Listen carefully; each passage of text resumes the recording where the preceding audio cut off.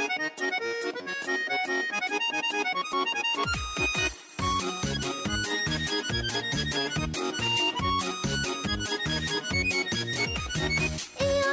gül bakşa, jilerge pişken pişken, jileg arasında sayrısam doğal şaşır düşken. Gül bakşağız bigrak matır koyum saklanıp bana, ben de aşıp düşer idim kıvılak bulup bana.